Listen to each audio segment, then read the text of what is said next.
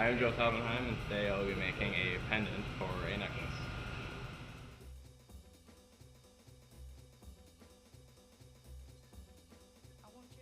The first thing you need to do is draw up your idea as detailed as possible. Don't forget to measure accurately to make the next step easier. And that next step is to cut your materials. We'll be using copper and silver sheet as well as some 1/4 inch red acrylic sheet.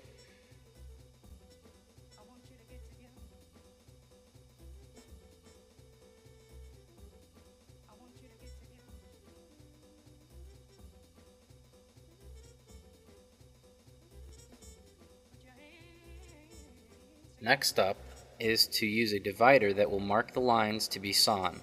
But before the sawing, we need to drill a hole to put the saw blade in.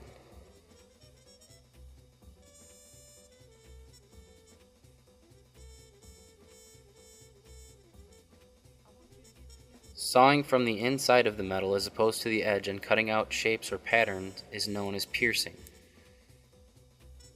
Repeat this process with the other pieces of metal and your acrylic. The next step is to enamel what will become the inner squares. Start by brushing on clear fire liquid wherever you want the enamel powder to be. Knock off any excess, and then preheat your enameling kiln to around 1500 degrees Fahrenheit. With your metal on a small rack, place it in the kiln for 2 to 3 minutes. Repeat this process with another color on the other piece of copper.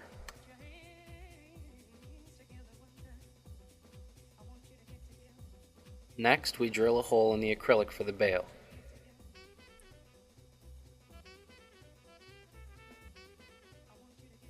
And then we go straight to the making of the bail itself, which in this case is just a piece of wire.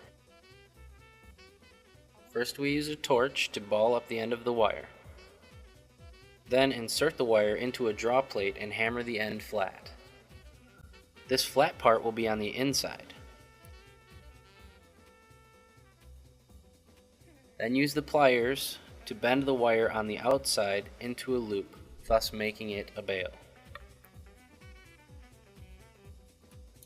The final step is to stack the pieces together and drill a hole in each corner so you can rivet them all together with a hammer.